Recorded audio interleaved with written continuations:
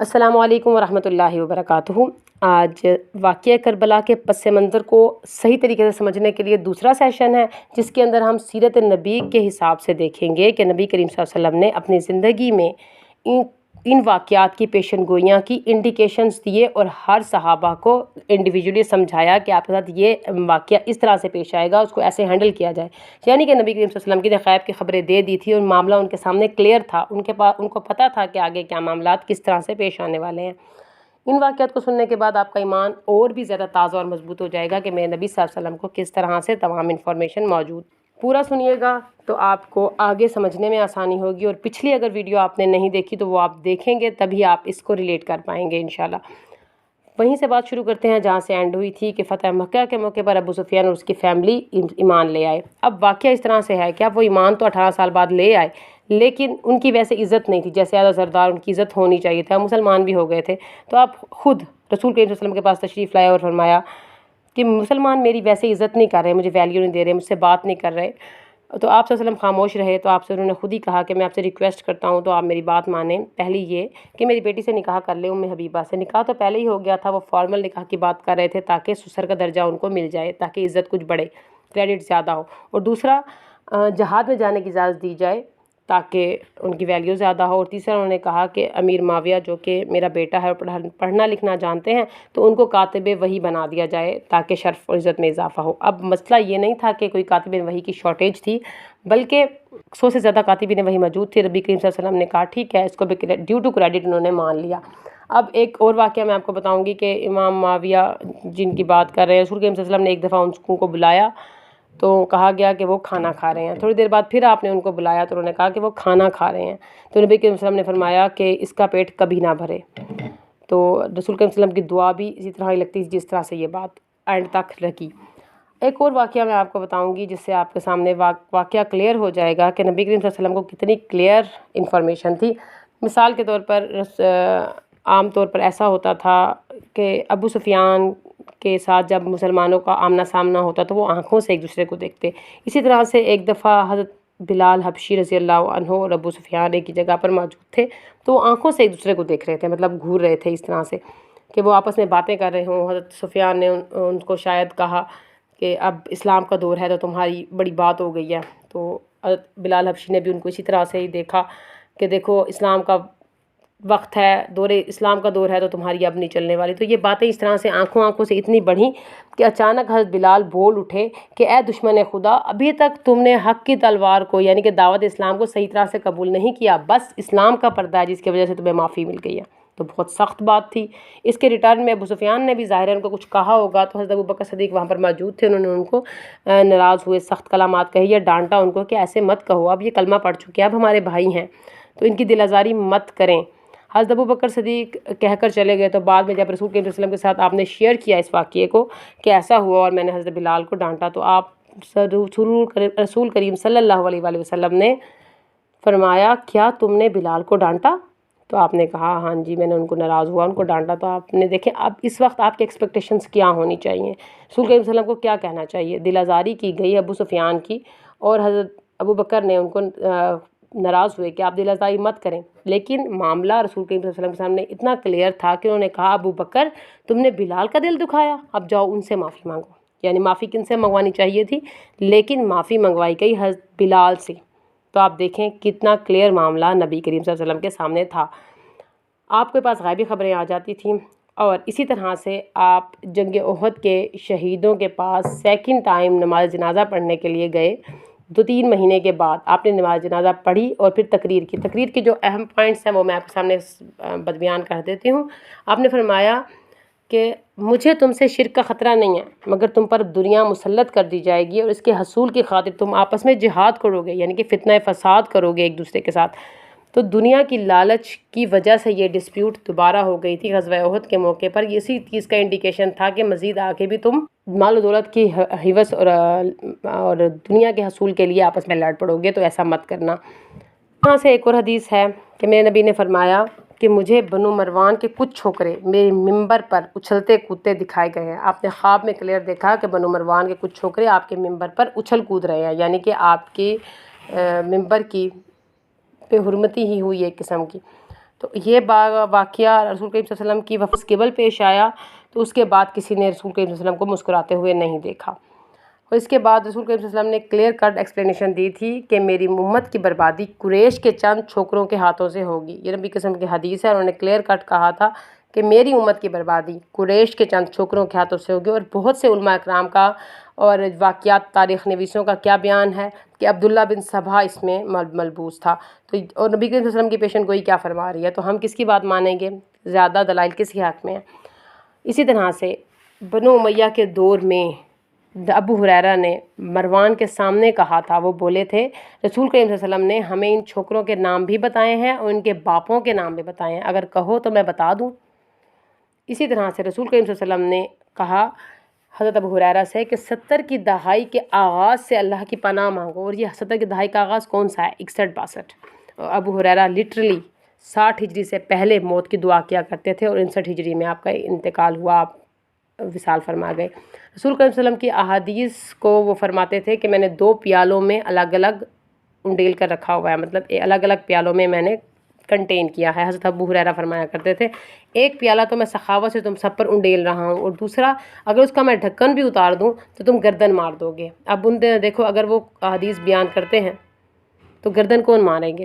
یعنی کہ کچھ حکمران ٹائپ کے لوگ ہیں، وہی ماریں گے۔ بعد ایک وسلم نے فرمایا تھا کہ تمہارے درمیان نبوت باقی رہے گی جب تک اللہ چاہے گا، اور جب چاہے گا نبوت کو ختم کر دے گا، یعنی کہ مجھے واپس لے جائے گا۔ میرے بعد خلافت الہال منہاج النبوہ وہ آئے گی، اور جب تک اللہ چاہے گا اسے قائم رکھے گا، اور جب چاہے گا اسے بھی ختم کر دے گا۔ اس کے بعد ملوکیت آئے گی، ملکن آزن یعنی کہ کاٹ کھانے والی ظالم ملوکیت، پھر ملک جبرین غلامی والی ملوکیت آئے گی، پھر 5واں دور آئے گا خلافت علی المنہاج النبوہ یعنی کہ گلوبل خلافت۔ اور یہ بھی فرما دیا تھا کہ کتنے سال تک خلافت رہے گی، آپ نے فرمایا تھا خلافت میرے بعد ایگزیکٹ 30 سال تک رہے گی، اس کے بعد ملوکیت آ جائے گی، اور دیٹس ہیپن، ایسا ہی ہوا۔ اور اس واقعے کی بیس پر نبی کریم صلی اللہ علیہ وسلم کے ایک صحابی حضرت سفینہ تھے، انہوں نے اپنے شاگردوں کو لکھوایا بھی تھا، انہوں نے کہا لکھو ابو بکر کے 2 سال، حضرت عمر فاروق رضی اللہ عنہ کے 10 سال، حضرت عثمان رضی اللہ عنہ کے 12 سال، حضرت علی علیہ السلام رضوان اللہ علیہ اور حضرت امام حسن کے 6 سال۔ تو ان سب کو ملا کر ہوئے 30 سال پورے، نہ 29 اور نہ 31 بلکہ 30 ایگزیکٹ۔ اور اس وقت ان کے شاگردوں نے کہا تھا کہ بنو امیہ والے تو حضرت علی کی خلافت کو مانتے ہی نہیں ہیں، تو یہ کیسے پورا ہوا؟ تو آپ کو اتنا غصہ آیا، آپ نے فرمایا یہ بنو امیہ والے جھوٹے ہیں، حقیقت تو یہ ہے کہ ان کی خود کی ملوکیت شدید ترین بادشاہت ہے، یہ کیا بات کریں گے؟ اور ایک اور واقعہ میں آپ کو بتاؤں گی، رسول کریم صلی اللہ علیہ وسلم ایک دفعہ اپنے گھر سے باہر نکلے تھے، جس سے باہر نکلے، مدینہ کا دور تھا، صحابہ کرام بھی آپ کے پیچھے آئے، راستے میں ان کا جوتا ٹوٹ گیا رسول کریم صلی اللہ علیہ وسلم کا، تو حضرت علی آگے بڑھے، انہوں نے جوتا لیا اور وہ اس میں گھانٹنے لگے، آپ پیدل ہی چلنے لگے، کچھ دیر بعد آپ رک گئے، حضرت علی کو بھی آنے دو، انہوں نے فرمایا۔ اب وہاں پر کھڑے کچھ بات کرنے لگے تو آپ نے فرمایا دیکھو قرآن نازل ہو رہا تھا، کافی لوگ نہیں مان رہے تھے، اللہ کا دین غالب نہیں ہونے دے رہے تھے، تو قرآن کی تنزیل کو منوانے کے لیے آخری آپشن کے طور پر مجھے تلوار اٹھانی پڑی، پھر وہ مان گئے۔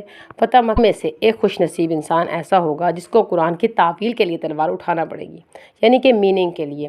تو صحابہ خوشی سے بولے انا یا رسول اللہ، انا یا رسول اللہ۔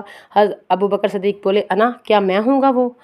فرمایا لا، آپ کے زمان پر لا بہت جلدی نہیں آتا تھا کیونکہ یہ غیب کی خبر تھی، تو آپ نے فرمایا لا تم نہیں ہوگے۔ حضرت عمر نے فرمایا یا رسول اللہ میں ہوں گا وہ شخص جو ان کے دماغ صحیح کروں گا۔ آپ نے فرمایا نہیں، بلکہ وہ شخص جو میری جوتیاں گانٹ رہا ہے۔ تو سب لوگ خوشی سے جھوم اٹھے اور بھاگ کر فوراً سے حضور کی پیشن گوئی بتانے کے لیے حضرت علی کے پاس گئے، اور انہوں نے ایسا جسچر دیا، ایسا جیسے ان کو پہلے سے اس بات کا پتہ ہو۔